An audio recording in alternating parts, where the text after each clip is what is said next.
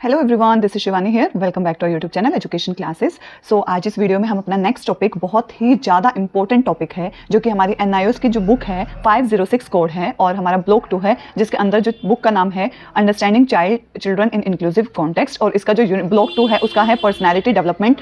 इस टाइप से है और इसमें हमें करना है अपना सबसे इंपॉर्टेंट टॉपिक, जो कि है हमारा सेल्फ कॉन्सेप्ट। ठीक है, यूनिट 5th है हमारी डेवलपमेंट ऑफ सेल्फ करके है, वो बिल्कुल अच्छे से पढ़ के जाना। उसके अंदर जो पहला ही टॉपिक है वो development of self concept in children, और ये मैंने आपको बताया भी था कि इससे रिलेटेड मेरे पेपर में बहुत क्वेश्चन बने थे कि बच्चा अपने बारे में ना खुद अवधारणा बना लेता है, सेल्फ कॉन्सेप्ट बना लेता है। ठीक है, अपनी उसकी खुद की अवधारणा कि मैं ये नहीं कर सकता हूं या मैं बहुत वीक हूं, ऐसे कुछ भी अपने बारे में वो नेगेटिव अवधारणाएं बना लेता है। तो यहाँ पर टीचर की क्या ड्यूटी होती है उस अवधारणाओं को ठीक करने में, उसकी हेल्प करने में। तो देखो NIOS की ये हमारा जो चैप्टर है सेल्फ करके है, डेवलपमेंट ऑफ सेल्फ, इसका जो development of self concept in children वाला पॉइंट है ना 5.2, इसको आज हम डिटेल में समझेंगे। ठीक है, इस वाले में सेल्फ कॉन्सेप्ट है, इसी चैप्टर में बहुत सारी चीजें बता रखी है, वैल्यू के बारे में भी, एटीट्यूड, डिसिप्लिन, सब कुछ, लेकिन हमें सेल्फ कॉन्सेप्ट के आज डिस्कशन करना है। तो अब हम शुरू करते हैं। बच्चों ने मेरे को बोला कि मैम आप जो चैप्टर पढ़ाओगे उसका कंटेंट हिंदी में पढ़ा देना। ठीक है, चलो कोई बात नहीं, हिंदी में ये है कि इंग्लिश वाले बच्चे भी समझ जाएंगे और हिंदी वाले भी, दोनों का हो जाएगा। अदरवाइज इंग्लिश में समझाती हूँ कंटेंट लेकर इंग्लिश वाला, तो हिंदी वाले बच्चे कहते हैं कि हमें समझ में नहीं आया। कोई बात नहीं, हम हिंदी में पढ़ लेते हैं। इंग्लिश की PDF आपको दे दी जाएगी टेलीग्राम पे।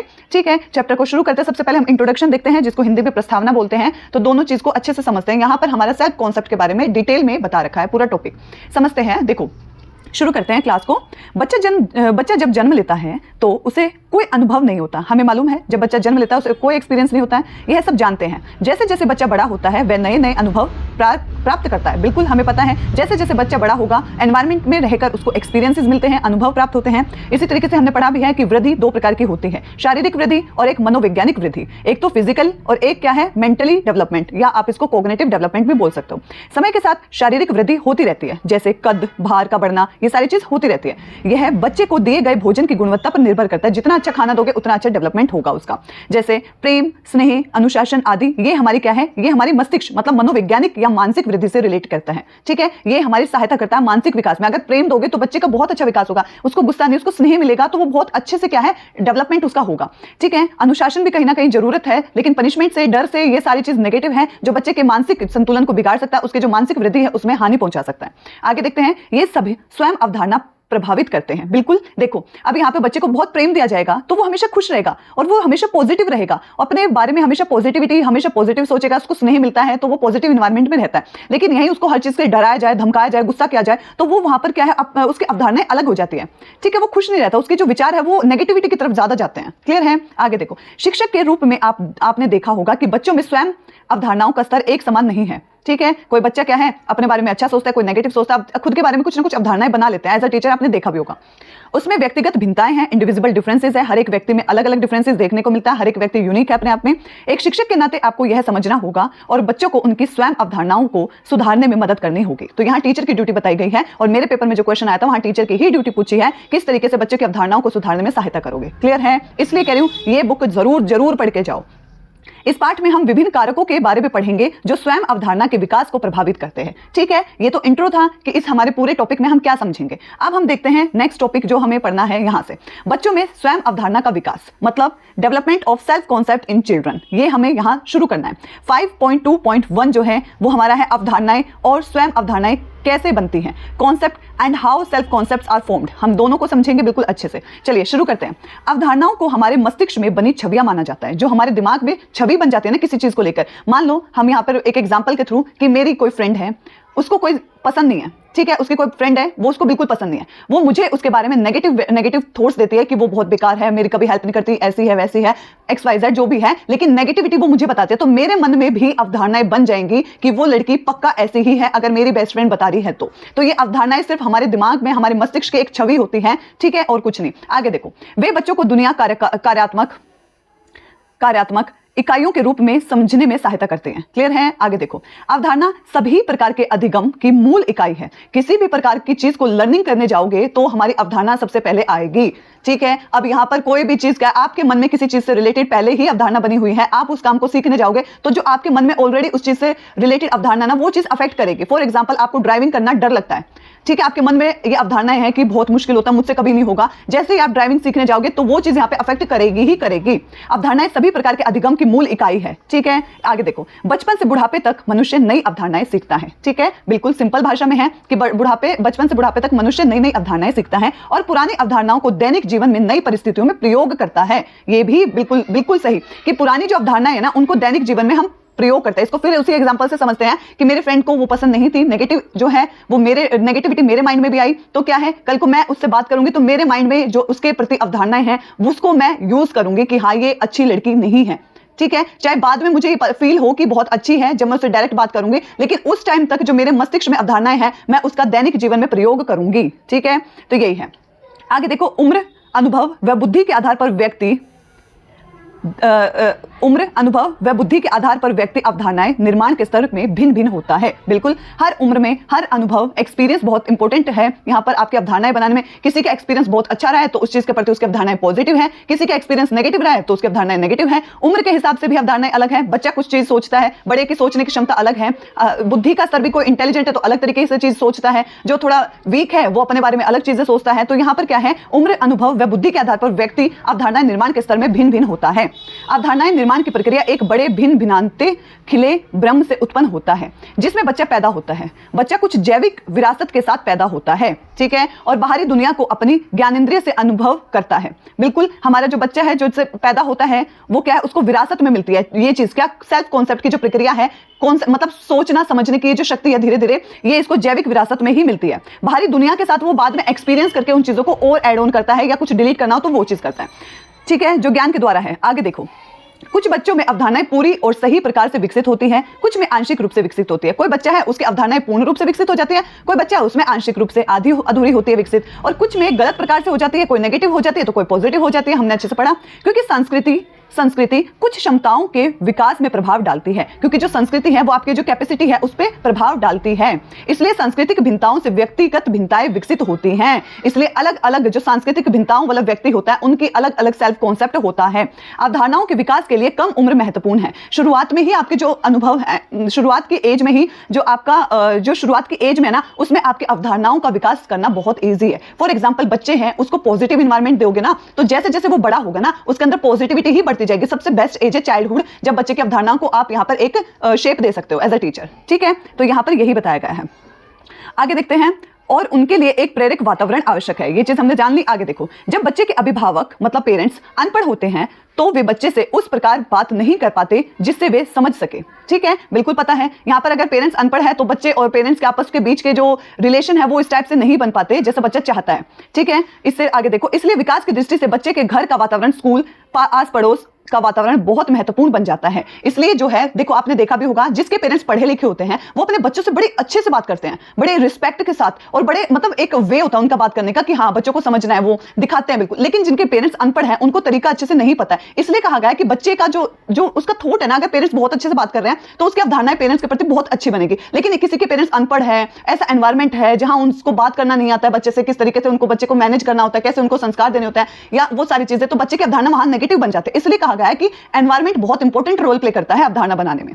ठीक है, तो यही चीज यहां पर बताई गई है कि आसपास की दुनिया को समझ कहां पे है आगे। ठीक है, तो यही बताया गया है। इसलिए विकास की दृष्टि से बच्चे के घर का वातावरण, स्कूल, आस पड़ोस का वातावरण बहुत महत्वपूर्ण बन जाता है। जैसे जैसे बच्चे आसपास की दुनिया को समझने लगे वे धीरे धीरे भिन्न अवधारणाएं सीखने लगते हैं। बिल्कुल सिंपल है। अनेक प्रकार की अवधारणाएं जो बच्चे सीखते हैं वे है जैसे जीवन, मृत्यु, शरीर के कार्य क्या है, स्थान, भार, संख्या, समय, लिंग संबंधी भूमिकाएं, सामाजिक जागरूकता समझने लगता है, उसके प्रति सोचने लगता है, सुंदरता के प्रति सोचने लगता है, सौंदर्य के प्रति, स्वयं के बारे में, खुद के बारे में सोचने लग जाता है आदि। अवधारणाएं का विकास निर्भर करता है किस पर? बच्चे को बचपन में मिले अवसरों और प्रेरणा पर। बिल्कुल, जैसा जैसा बच्चे को बचपन में वातावरण मिला है वो चीज उसके जो अवधारणा है उसको बनाने में बहुत महत्वपूर्ण है। लाइक एक घर का एनवायरमेंट, बचपन में लड़ाई झगड़े देखे बच्चों ने, माँ बाप की लड़ाई झगड़े, फैमिली की लड़ाई झगड़े, उसकी अवधारणाएं बहुत बेकार बन जाती है कि फैमिली अच्छी नहीं है। सारा बचपन बेचारों का इसी तरीके से डर में निकल जाता है। लेकिन जिसकी फैमिली बहुत पढ़ी लिखी होती है, इंटेलिजेंट होते हैं, बहुत हंसमुख होते हैं, एक ऐसा एनवायरमेंट रहता है जहां पॉजिटिविटी है, तो जैसा बच्चा एनवायरमेंट से बड़ा होगा वो हमेशा खुश रहेगा, हमेशा पॉजिटिव रहेगा। तो यही चीज बहुत इंपॉर्टेंट है। ठीक है, इसके बाद देखते हैं आगे। उदाहरण के लिए जब बच्चे को बचपन में ही कई देशों में घूमने का अवसर मिल जाता है, वह समझता है कि दुनिया भर में लोग रहते हैं जिनकी अपनी भाषा और संस्कृति है। जिस बच्चे को यह ज्ञान न मिल पाता है उसके लिए इस अवधारणा को समझना मुश्किल है। ये तो बिल्कुल कॉमन सी बात है। इसलिए सब बच्चों में समझ व अवधारणाओं का विकास नहीं होता है। उनकी विभिन्न अवधारणाओं की समझ का स्तर भी अलग अलग होता है, क्योंकि एनवायरमेंट बहुत ज्यादा प्रभाव डालता है। ठीक है, एक्सपीरियंस सबसे ज्यादा इंपॉर्टेंट है अवधारणा बनाने के लिए। जैसे जैसे बच्चे बड़े होते हैं और स्कूल जाते हैं, यह अंतर कम होता जाता है, क्योंकि उन्हें समान अधिगम परिस्थितियां मिलने लगती है। क्योंकि हमारे स्कूल में, हमारी क्लास में जैसे भी प्रकार के बच्चे, बाहर कितने ही इंटेलिजेंट, कितने ही अमीर के बच्चे हों, गरीब के हो, क्लासरूम में आएंगे, सभी स्टूडेंट है, सभी टीचर के लिए बराबर है, लर्निंग का एनवायरमेंट सभी को सेम मिलेगा। तो यहाँ पे आके वो डिफरेंसेस थोड़ा सा कम हो जाते हैं और इक्वालिटी पे आ जाते हैं। क्लियर है? आगे देखो, आगे क्या बोला है, शारीरिक विकास के साथ साथ व्यक्तित्व का विकास भी होता है। शरीर तो बड़ा होता जाता है, साथ में उसकी पर्सनैलिटी का भी डेवलपमेंट होता जाता है। जैसे जैसे बच्चा बड़ा होता है उसके बचपन में बना आधार फैलने लगता है। ठीक है, बिल्कुल, और अधिक लोगों से प्रतिक्रियाओं के फलस्वरूप बढ़ता जाता है। अब वहां पे बच्चे क्या है, प्रतिक्रियाएं, एक दूसरे के साथ इंटरेक्शन डेवलप होने लग जाता है। माता पिता, भाई बहन और अन्य संबंधी बच्चों की पहली सामाजिक दुनिया है। बिल्कुल, हमने पढ़ा प्राइमरी सोशलाइजेशन कहां से होता है, माता पिता से, फैमिली से, भाई बहन से और रिलेटिव से। उसके बाद आता है स्कूल और हमारा नेबरहुड। ठीक है, आगे देखो, वे बच्चों के बारे में कैसा महसूस करते हैं और उनसे किस प्रकार का बर्ताव करते हैं, ये बहुत महत्वपूर्ण कारक है। जैसा हमने पढ़ा, घर का एनवायरमेंट, फैमिली का एनवायरमेंट बहुत जरूरी है, ये प्रभाव डालता है अवधारणा पे। जो बच्चे की स्वयं अवधारणा बनते हैं और व्यक्तित्व पैटर्न का मूल है। बिल्कुल, मतलब यही हमारा मूल है कि फैमिली अगर अच्छी है, एनवायरमेंट अच्छा है, तो खुद के प्रति बच्चे का विचार हमेशा बहुत अच्छा रहेगा। जैसे बच्चा बढ़ता है, स्कूल व पड़ोस के मित्र मंडली को मिलता है, वे उसके व्यक्तित्व के विकास को प्रभावित करते हैं। ठीक है, या इंटरेक्शन शुरू हो गया। इन लोगों की अभिवृत्तियों, उनका बच्चे से वर्ताव करने का ढंग सब बच्चे की स्वयं अवधारणा पर प्रभाव डालने लग जाते हैं। लाइक होता नहीं है कि ये मेरी फ्रेंड है, ये मुझसे अच्छे से बात नहीं करिए, उससे बात करिए, तो ये चीज आपको प्रभाव डालेगी। तो ये आपके जो अवधारणा है खुद के प्रति, उस पर क्या है, सवाल उठा सकती है, उसमें चेंजेस ला सकती है। यह प्रभाव उसकी शुरुआती नींव के अनुकूल हो सकता है, क्योंकि ये स्टार्टिंग में होता है जब बच्चा स्कूल जाने लगता है, या परिवर्तित हो सकता है, या शुरू की अवधारणाओं के जो घर में बनी है प्रतिकूल भी हो सकता है। बिल्कुल ठीक है, आगे देखते हैं। शुरू की मित्र मंडली की अभिवृत्ति, परिवार के प्रमुख सदस्यों की अभिवृत्ति, सब कुछ महत्वपूर्ण है। बिल्कुल, शुरुआत में जब बच्चा स्कूल जाता है, वहां पे फ्रेंड जोन, फ्रेंड्स ग्रुप बनता है, उसमें क्या माना, मतलब किस तरीके के विचार है, क्या है, सब कुछ उसके खुद के सेल्फ कॉन्सेप्ट के ऊपर बहुत ज्यादा प्रभाव डालता है। दूसरी चीज, उसके परिवार के सदस्यों की उसके प्रति क्या सोच है, विचार है, कैसा नेचर है, वो सारी चीज बहुत प्रभाव डालता है। क्योंकि एक बार जो स्वयं अवधारणा की नींव बन गई ना, उसे बदलना मुश्किल होता है। एक बार बच्चे के अंदर ये दिख गया कि पूरी फैमिली बहुत लड़ाई करते, पूरे बचपन उसने लड़ाई झगड़े देखा, तो वो जो बन गई ना अवधारणा, उसको बदलना बड़ा मुश्किल हो जाता है। उसके मन में ये हो जाता है कि फैमिली ऐसी ही होती है सभी की, जहां लड़ाई झगड़े चलते हैं। इसके अलावा जब मित्र मंडली और परिवार के सदस्यों में बच्चों के बारे में एक राय बन जाती है, एक सोच की आदत बन जाती है, जैसे कि यह मददगार है, परेशान करता है, जैसे फैमिली बोलते बड़ा परेशान करता है, तो बच्चे के मन में होता है कि मैं तो बहुत बुरा हूं, मददगार है बहुत, तो वो खुश हो जाता है कि मैं बहुत हेल्पफुल हूं। शरारती है, इस चीज को बहुत वो सोचता है कि मैं शरारती हूं, गलत काम करता है आदि, तो वे इसी सोच का या अभिवृत्ति को बनाए रखते हैं और इसमें परिवर्तन मुश्किल हो जाता है, फिर वो बच्चा शरारत ही करता रहता है। क्लियर है? इसलिए कहते हैं विचार जो फैमिली के हैं आपके प्रति, वो बहुत इंपॉर्टेंट होते हैं। इसके बाद आगे देखते हैं, बचपन में बच्चे के स्वयं अवधारणा के विकास को आकार देने में बच्चे के घर का माहौल और पारिवारिक परिस्थितियों का हाथ होता है, क्योंकि बच्चे की शुरुआती अधिगम क्रिया काफी हद तक इसी समय होती है। स्टार्टिंग फेज में सबसे ज्यादा महत्वपूर्ण है सेल्फ कॉन्सेप्ट बनना, जब शुरू होता है बिल्कुल उसी टाइम बहुत अच्छे से उसके साथ बर्ताव करो, तो वहां पर पॉजिटिविटी आएगी उसके थॉट्स के अंदर। बच्चों का अपने परिवार से सामान्य रिश्ता होना बहुत जरूरी है। आगे देखो, इसमें सबसे महत्वपूर्ण है माता पिता का नजरिया, सबसे महत्वपूर्ण है माता पिता का नजरिया। ठीक है, अगर वही अच्छे से बच्चे को ट्रीट नहीं करेंगे तो बच्चा उनके प्रति नेगेटिव सोचने लगेगा। माता पिता अपने बच्चे के रूप, क्षमताओं, उपलब्धियों आदि के बारे में कैसा महसूस करते हैं, इसका बच्चे की सोच व स्वयं अवधारणा, सेल्फ कॉन्सेप्ट पर गहरा प्रभाव पड़ता है।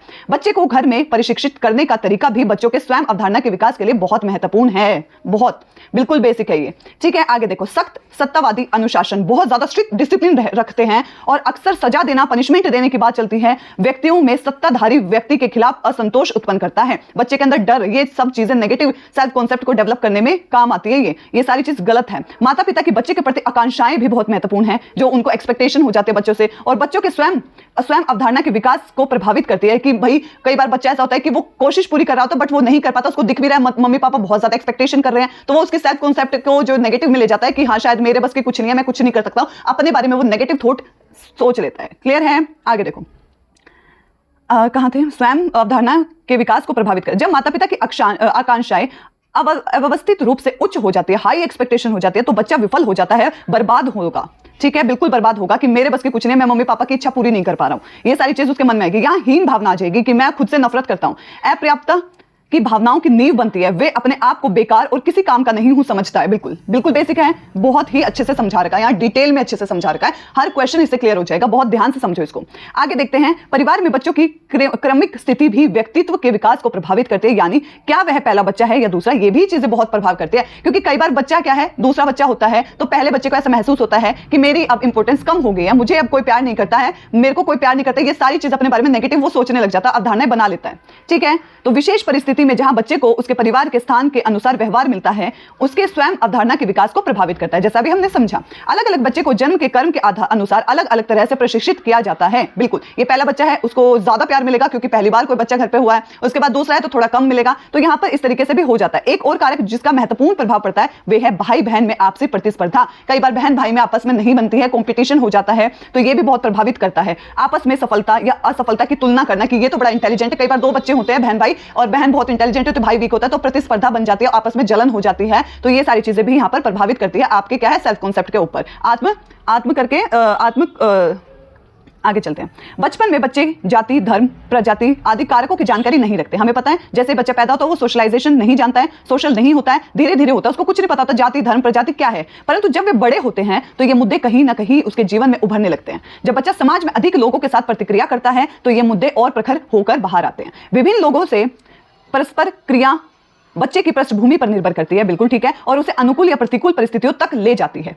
जब ये अनुकूल होती है तो उनके सकारात्मक, जैसे ही अनुकूल होती है ना, जैसे सोशलाइज होता है बच्चा और सोसाइटी में इंटरेक्ट करता है, अगर उसका प्रभाव सकारात्मक पड़ेगा तो उसकी सेल्फ कॉन्सेप्ट पॉजिटिव होगा। अगर नेगेटिव में होगा, मतलब सोशलाइजेशन नेगेटिव होगा, यहाँ पर सकारात्मक नहीं होगा, तो वो खुद क्या है, नकारात्मक अपने बारे में अवधारणाएं बना लेगा। जब मित्र मंडली उसकी उपेक्षा करती है या अस्वीकार करती है तो नकारात्मक सेल्फ कॉन्सेप्ट का विकास होता है। यहाँ बच्चे की प्रवृत्ति अपनी सुविधा क्षेत्र ढूंढने की बन जाती है कि जहां पर मेरे को सम्मान मिले मैं वहां जाना पसंद करूंगा, जहां पर मुझे क्या है मजाक बनाया जाए तो वहां बच्चा बिल्कुल जाना पसंद नहीं करता है। जिसमें बच्चे को अपने जैसों का साथ मिले जो उसे अपने समुदाय में ही मिलता है, यहाँ भेदभाव की भावना का विकास शुरू हो जाता है। ठीक है, एक शिक्षक के नाते आपसे बच्चों को सही दिशा की ओर मार्गदर्शन करने की उम्मीद की जाती है। ये टीचर की ड्यूटी है। डियर ध्यान से सुनना, कई बार पूछ लेंगे ऐसा, ताकि समय पर सुधार हो सके और भेदभाव का भावना ना विकसित हो। ये टीचर की ड्यूटी है। जैसे जैसे बच्चे बड़े होते हैं वे लिंग और चारित्र्य समझना शुरू कर देते हैं। जब वे ऐसी अभिवृत्ति विकसित करते हैं तो लैंगिक रूप से उपयुक्त हैं, उन्हें बाकी सब पसंद करते हैं और ये व्यक्तित्व की अनुकूलन विशेषताओं में शामिल हो जाता है। लड़के लड़कों की भांति उपयुक्त व्यवहार दिखाते हैं, लड़कियां लड़कियों की तरह व्यवहार दिखाते हैं। जब वे ऐसा नहीं करते हैं तो इसे प्रतिकूल व्यवहार समझा जाता है। ऐसा लड़कियों के साथ अधिक होता है कि उनको जो ड्यूटी है वही करना है। एक लड़की है तो बड़ी प्यार से बात करेगी, ऊंची आवाज में बात नहीं करनी, आपको दबना है, मतलब उनको क्या दबाया जाएगा। लड़के हैं तो उनको बिल्कुल ऐसा दिखाना है कि हमारे अंदर पावर है, हम तेज बोल सकते हैं, लड़कियां बिल्कुल नहीं बोल सकते। तो ये सारी चीजें हैं। विभिन्न कारकों के कारण पर्यावरण असुरक्षा जैसे मृत्यु, जुदाई, तलाक या सामाजिक गतिशीलता बच्चों की स्वयं अवधारणा को काफी हद तक प्रतिकूल दिशा में प्रभावित करते हैं। बिल्कुल ठीक है, ऐसा इसलिए कि इन कारकों के कारण वे अपनी मित्र मंडली से भिन्न हो जाते हैं। क्लियर है, माता पिता की पदोन्नति या फिर पदोन्नति दोनों समय स्वयं अवधारणा को भिन्न रूप से प्रभावित करते हैं। इसलिए बच्चे को वृद्धि के लिए सुरक्षित वातावरण प्रदान किया जाता है। ओवरऑल देखें तो इन सभी चीजों के कहने का मतलब है कि एक ऐसा अच्छा एनवायरनमेंट, मतलब एक एनवायरनमेंट जैसा भी हो वो बच्चे की सेल्फ कॉन्सेप्ट के ऊपर बहुत ज्यादा इफेक्ट करता है। अगर वो एनवायरनमेंट पॉजिटिव है तो बच्चे की खुद के प्रति जो अवधारणा है वो पॉजिटिव होगी, और अगर नेगेटिव एनवायरनमेंट में रह रहा है तो खुद के प्रति जो उसकी सोच है, जो उसकी अवधारणा है वो नकारात्मक होगी। क्लियर है, आगे देखो। अनुकूलन या प्रतिकूलन मतलब अच्छी या बुरी दोनों स्वयं अवधारणा का विकास बचपन में जीवन की घटनाओं पर निर्भर करता है। जैसे हमने पढ़ा, घर में लड़ाई झगड़े है तो नेगेटिव होगा उसका कॉन्सेप्ट, और अगर पॉजिटिव है, बिल्कुल खुश मिजाज उसका पूरा बचपन बीता है खुशी से, तो यहाँ पर वो पॉजिटिव रहेगा, उसकी जो थॉट है वो पॉजिटिव है। प्रतिकूल मतलब बेकार, मतलब नेगेटिव। प्रतिकूल स्वयं अवधारणा का विकास तब होता है जब माता पिता उन्हें अवास्तविक आकांक्षाएं रखते हैं, जब मित्र मंडली के अन्य सदस्य मेलजोल करने लगते हैं और वह अपने तक ही सीमित रहता है, जब उनकी तरफ समाज का रवैया प्रतिकूल होता है आदि। इन कारकों के कारण बच्चे का अपने प्रति रवैया भी प्रतिकूल हो जाता है। ठीक है, जैसा सोसाइटी ट्रीट करेगी वैसा अवधारणा खुद के प्रति वो बना लेगा। माता पिता सोचते हैं कि बच्चे समय के साथ इस प्रतिकूल स्वयं अवधारणा से छुटकारा पा लेंगे, पर सच्चाई यह है कि जैसे जैसे बच्चा बढ़ता है या प्रतिकूल स्वयं अवधारणा बढ़ती जाती है और अधिक हद हो जाती है, जो भी कारण हो, यह प्रतिकूल स्वयं अवधारणाएं बचपन में आसानी से बन जाती है। बिल्कुल यही है, शुरुआती कहां से, बचपन से। खुशी निर्भर करती है कि परिवार बच्चे के साथ कैसा व्यवहार करता है। जैसा हमने समझा, कहा जाता है कि खुशी के 3 ए हैं। ए पहला एक्सेप्टेंस, बच्चे को एक्सेप्ट करो यानी स्वीकार करना चाहिए। अफेक्शन यानी उन्हें बहुत ज्यादा प्रेम दो, स्नेह दो, और फिर आता है अचीवमेंट यानी उपलब्धि। ठीक है, 3A है, याद रखना। खुशी के लिए बच्चों की मूल आवश्यकताओं की पूर्ति करनी जरूरी है और यह बच्चों की अनुकूल स्वयं अवधारणाओं को प्रतिबिंब करती है। क्लियर है? बहुत ही बेसिक और बहुत ही सिंपल सा है कि अवधारणा कैसे बनती है और कैसे प्रभावित होती है, कब बनना शुरू होती है, क्या क्या चीज उसको अफेक्ट करती है। अब यहां पर हम देखेंगे कि बच्चों की जो स्वयं अवधारणा है उसको प्रभावित करने वाले कारक कौन कौन से हैं। कारक कौन कौन से, इंग्लिश में बोले तो factor affecting the self concept कौन कौन से हैं। पहला आता है शारीरिक स्थिति, मतलब फिजिकल कंडीशन, इंग्लिश में बोले तो फिजिकल कंडीशन, शारीरिक स्थिति। ये शारीरिक स्थिति बच्चे के जो सेल्फ कॉन्सेप्ट है उसको बहुत ज्यादा प्रभावित करेगा। कैसे? अच्छी सेहत से हमेशा उचित और स्वस्थ वृद्धि होती है। बुरा स्वास्थ्य या शारीरिक दोष बच्चों को दूसरे मित्रों से दूर कर देता है, यानी लाचारी या कमजोरी बच्चे में हीन भावना का विकसित करती है। फॉर एग्जाम्पल, नेगेटिव में मत समझ रहा, लेकिन अगर डिसेबल बच्चा है, कोई चल नहीं सकता है, व्हील चेयर पे है, तो उससे फ्रेंडशिप बच्चे कम करते हैं क्योंकि ये खेल नहीं सकता तो इसके साथ फ्रेंडशिप क्या ही करें, हम ऐसे के साथ करेंगे जिसके अंदर खेल सकते हैं, मस्ती कर सकते हैं। तो यहां पर उसको क्या है, उसका जो खुद के प्रति अवधारणा है वो नेगेटिव हो जाएगा। क्लियर है? तो शारीरिक स्थिति बहुत ज्यादा प्रभाव डालती है हमारे सेल्फ कॉन्सेप्ट पे बच्चों पे। दूसरा आता है शरीर का गठन, इंग्लिश में बोले तो बॉडी बिल्ड। ठीक है, जब बच्चे अपने सामान्य आकार तक नहीं बढ़ पाते, वे अपनी उम्र के बच्चों से बराबरी नहीं कर पाते। मोटे बच्चों के साथ भी ऐसा ही होता है। बाकी बच्चों से इस प्रकार भिन्न होना उनको हीन भावना का विकास करता है। फॉर एग्जांपल, एक बच्चा है 5 साल का, एक बच्चा और है जो भी 5 साल का है, लेकिन 5 साल की उम्र को देखे एक बच्चा बहुत ज्यादा मोटा है, बहुत ज्यादा। वो जब बाकी बच्चों को देखेगा ना तो उसको खुद एक अंदर से फील आएगा कि मैं ऐसा क्यों नहीं हूं, मैं इतना मोटा क्यों हूं। अपने प्रति वो एक सेल्फ कॉन्सेप्ट क्रिएट कर लेगा, अपनी अवधारणाएं बना लेगा कि मेरे में कमी है। ठीक है, अगला देखो, नाम और उपनाम, नेम एंड निकनेम, इंग्लिश में बोले तो नेम एंड निकनेम। ठीक है, तो यहां पर देखो, उपनाम मजाक में शुरू होते हैं, जैसे चिढ़ाने वाला नाम नहीं रख लेते हैं बच्चे, बोलते हैं जैसे फॉर एग्जांपल हंसी में ले रहे हैं कि बाल नहीं होते हैं तो उसको टकला बोल देते हैं, तो उसको चिढ़ाने के लिए टकला बोल देते हैं। तो उपनाम मजाक में शुरू होता है, परंतु कभी कभी वे पक जाते हैं और बच्चे क्या है, अपनी बेइज्जती महसूस करने लग जाते हैं उस चीज से कि अब यार मैं तुम पहले तो मजाक में बोल रहे थे, अब सीरियसली लेने लग गया। यदि उपनाम शारीरिक या व्यक्तित्व से संबंधित है तो वो हीन भावना उत्पन्न कर देता है बच्चे के अंदर, ऐसा वो थॉट क्रिएट कर लेता है कि मैं ही बुरा हूं। या मोटे को कई बार ऐसे कह देते हैं, अरे मोटे क्या है, पहले तो वो हंसी में है लेकिन बाद में वो फील करने लग जाता है कि मैं मोटा हूं, मेरे अंदर कुछ कमी है, मैं ऐसा क्यों हूं। ये सारी अवधारणाएं वो बना लेता है। इसके बाद आता है अगला, हमारा आता है विद्यालय या विद्यालय का वातावरण। क्या है? स्कूल एनवायरनमेंट हमारा। अधिकतर शिक्षक बच्चे के साथ अच्छी समझ बना लेते हैं, फिर भी कुछ शिक्षक ऐसे अनुशासन का प्रयोग करते हैं जिसे बच्चे अनुचित समझते हैं। ठीक है, इससे बच्चों में शिक्षक के प्रति और अपने प्रति भी अनादर की भावना का विकास हो जाता है। बिल्कुल बेसिक था, सिंपल सा। ये भी आपका क्या अवधारणा बनाने में अवधारणा बनाने में मतलब महत्वपूर्ण कारक है। इसके बाद आता है सामाजिक स्वीकृति, सोशल एक्सेप्टेंस। ठीक है, इंग्लिश वाले भी साथ में बोल रही हूं मैं। मित्र मंडली द्वारा स्वीकार होने या ना होने से बच्चे का व्यक्तित्व प्रभावित करता है। कई बार ऐसा होता है कि कई लोग हैं जो एक बच्चे से फ्रेंडशिप नहीं करना चाहते हैं, या वही एग्जांपल ले लो, एक डिसेबल बच्चा है, नॉर्मल बच्चा, उससे फ्रेंडशिप नहीं करना चाहता, उसको एक्सेप्ट नहीं करे, तो उसके अंदर खुद के बारे में अवधारणा बन जाती है। वो चाहता है कि मुझे भी एक्सेप्ट किया जाए, अपने साथ खिलाया जाए, दोस्त बनाया जाए मुझे भी। तो यही है, इसका प्रभाव स्वयं अवधारणा पर पड़ता है। बच्चे जो सबसे अधिक लोकप्रिय हैं या तो सबसे कम लोकप्रिय हैं, इस द्वारा प्रभावित होने हैं, बजाय कि उनके जो दोनों के बीच आते हैं। ठीक है, बच्चे जो सबसे अधिक लोकप्रिय है या जो सबसे अधिक कम लोकप्रिय है, इस द्वारा प्रभावित होने हैं, बजाय कि उनके जो दोनों के बीच आते हैं। क्लियर है? बस बेसिक यही था कि सभी बच्चे चाहते हैं कि उनको एक्सेप्ट किया जाए समाज में। अगर उसको एक फ्रेंड सर्कल में एक्सेप्ट नहीं किया जा रहा है तो उसके अपने प्रति वो नेगेटिव सोचने लग जाते हैं। अगला पॉइंट आता है जो फैक्टर अफेक्ट करता है, वो है सफलता या असफलता, सक्सेस और फेलियर। ठीक है, बच्चों से उनकी उम्र के हिसाब से कुछ कार्य करने की अपेक्षा की जाती है कि वो कर लेगा। ये कार्य उनकी उम्र के अधिकतर बच्चे कर लेते हैं, परंतु कुछ कारकों से कुछ बच्चे ऐसा नहीं कर पाते हैं। सफलता आत्मविश्वास व स्वयं स्वीकृति की भावना को विकसित करता है, और वहीं असफलता आ जाएगा तो अपर्याप्तता की भावना विकसित करता है। जब सफलता की दर अधिक होती है, इसका स्वयं अवधारणा पर अच्छा प्रभाव पड़ता है। लगातार असफलता का बच्चे के व्यक्तित्व पर बुरा प्रभाव पड़ता है। बिल्कुल बेसिक है। जैसे बच्चा पास होता है, अच्छे नंबर लाता है तो पॉजिटिव, फेल हो जाता है, बार बार फेल हो रहा है तो नेगेटिव इंपैक्ट पड़ता है उसका। आगे देखो, लिंग मतलब जेंडर। हमारे देश में लड़कियां जल्दी ही हीन भावना से ग्रस्त हो जाती है क्योंकि उन्हें कुछ ऐसी ही भूमिकाएं निभाने के लिए मजबूर किया जाता है। ठीक है, इससे स्वयं मूल्यांकन में कमी आती है। समाज भी इनसे अपना योगदान देता है। ठीक है, इसमें अपना योगदान देता है, समाज भी इसमें अपना योगदान देता है। इसलिए शिक्षकों को प्रयास करना चाहिए कि बच्चों को यह समझाएं कि लड़कों या लड़कियों में कोई भी भेद नहीं है और वे समान हैं। तो यहाँ पर जो भी डिस्क्रिमिनेशन होता है उसको कम करने की ड्यूटी टीचर की बनती है, क्योंकि ये अवधारणाएं बनाने में महत्वपूर्ण कारक है कि भाई लड़कियों के साथ करना ही है भेदभाव। इसके बाद आता है बुद्धि मतलब इंटेलिजेंस। यदि बच्चे की बुद्धि सामान्य से कम है तो उसके व्यक्तित्व पर इसका प्रतिकूल प्रभाव पड़ेगा, नेगेटिव इंपैक्ट पड़ेगा। बहुत जल्दी बच्चे यह महसूस कर लेते हैं कि वे सामान्य से कम है और हीन भावना का विकास आरंभ हो जाता है। इसी कारण वे शर्म महसूस करने लगते हैं और अकेला रहना शुरू कर देते हैं। ऐसा भी संभव है कि वे आक्रामक बन जाए गुस्से के कारण। ठीक है, अब इसके बाद आते हैं दूसरे कारक, जिसको इंग्लिश में अदर फैक्टर्स बोलेंगे। परिवार के सदस्य, कर्मिक स्थिति, बच्चे के प्रशिक्षण की विधियां, जाति समूह, गतिशीलता, पर्यावरण आदि सब कुछ क्या है, सब कुछ अवधारणाओं के निर्माण में महत्वपूर्ण भूमिका निभाते हैं। कक्षा में शिक्षक को इन सभी कारकों की भूमिका के बारे में पता होना चाहिए और वे देखें कि बच्चे में अच्छे स्वयं अवधारणाओं के विकास में किस प्रकार सहायता कर सकते हैं। अच्छे स्वास्थ्य के लिए उनके शिक्षार्थियों को अच्छे आदतों के लिए प्रेरित करना चाहिए, जैसे हाथ धोना, सफाई रखना, कंघी करना, दांत साफ करना दिन में 2 बार आदि सब सिखाना चाहिए बच्चे को। वे बच्चों की खाने की आदतों को भी देखें और बच्चे को जंक फूड खाने से रोकें। वे बच्चों के उपनाम रखने की प्रथा को रोकें, बच्चे में एकता और अपनी समझ विकसित करवाएं। जब बच्चे परीक्षा में फेल हो जाए तो शिक्षक को व्यक्तिगत रुचि लेकर कारण का पता करना है। यहाँ पर सारी टीचर की ड्यूटी बता रहे हैं, बहुत ध्यान से सुनना, बहुत इंपॉर्टेंट है। अधिकतर असफलताओं का कारण घर में समन्वय में कमी होना है, जिससे अधिगम सही नहीं हो पाता है। यदि शिक्षक स्नेह, प्यार से समझदार और प्यार करने वाला हो तो आधा काम उसे ही बन जाता है, बाकी आधे के लिए उसे कुछ प्रयास करना पड़ता है और अपने प्रयासों में उसे लिंग संतुलन बनाना होगा। ठीक है, जो जेंडर है वो जो क्या है, आपको जो डिस्क्रिमिनेशन को कम करना होगा और संतुलन बनाना होगा। लिंग भेदभाव रोकना होगा। सामान्य और उससे कम बुद्धि वाले बच्चों के सामने उच्च बुद्धि वाले बच्चों की अधिक प्रशंसा नहीं करनी, कभी भी नहीं करनी। उनको फील नहीं कराना कि उनको कमी है। जब कभी बच्चे के साथ समान व्यवहार किया जाता है तो सामान्य और उनके कम बुद्धि वाले बच्चे जल्दी ही उच्च उपलब्धि स्तर प्राप्त कर लेते हैं। बहुत ही सही यहाँ पर बात कही गई है। यदि उनके साथ भेदभाव किया जाता है और उनके असफलता सब बच्चों के सामने दर्शाई जाती है तो उनके आत्मसम्मान की कमी आती है और यह बिल्कुल भी ठीक नहीं है, एज अ टीचर यहाँ पर बताया गया है। ठीक है, तो यहाँ पर क्या है हमारा, ये था हमारा टॉपिक। ये हमारा टॉपिक नेक्स्ट है जो मूल्य है, वैल्यूज के बारे में बताया गया है, जो हमें नहीं पढ़ना है। हमने सेल्फ कॉन्सेप्ट के बारे में यहाँ पर पढ़ लिया है।